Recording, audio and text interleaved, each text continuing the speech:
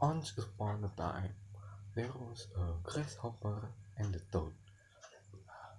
They are appeared to be a friend, a good friend. Uh, People always saw them together. And then uh, one day the toad said, uh, "My dear friend Grasshopper, would you like to come and dine at my house? I will prepare a special meal and we will eat it together." And then the next day the grasshopper arrived at the toad house, and before sitting down to eat, uh, the toad washed his forelegs and invited the grasshopper to did so.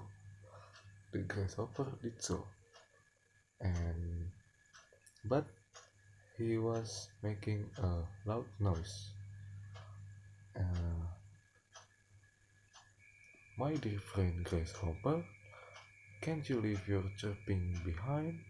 I cannot eat without I cannot eat with such a noise, said the toad. Uh, the grasshopper tried to not rub his forelegs, but it was impossible for him to do. Uh, and each time he gave a chirp, the toad complained and asked him to be quiet. The grasshopper was angry and uh, and could and he could not eat. And then the grasshopper said, "My dear friend Toad, come and dine at my home tomorrow." And then the toad the next day the toad arrived at the grasshopper house. Before sitting down to eat, grasshopper washed his foreleg and invited the toad to do so. The toad did so, and he hopped back toward the food, and then the grasshopper stopped him. "Stop, please, don't, please wash your legs again. All that hopping in the dirt has made your forelegs dirty again. Go and wash them again." And then the toad washed them again and hopped, hopping back toward the food, and then the the grasshopper stopped him again.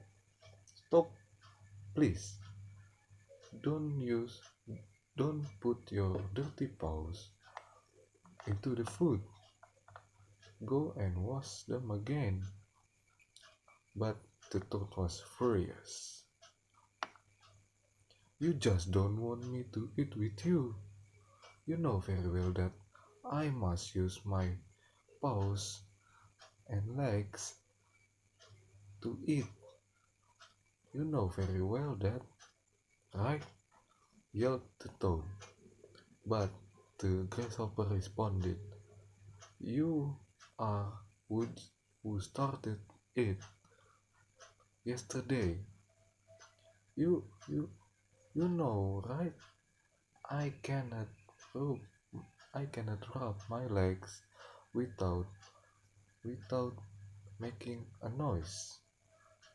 And then from now on they are not to be a friend anymore. And then the moral of the story is, if you want a true friendship, uh, you must learn to accept each other fault as well as each other good qualities.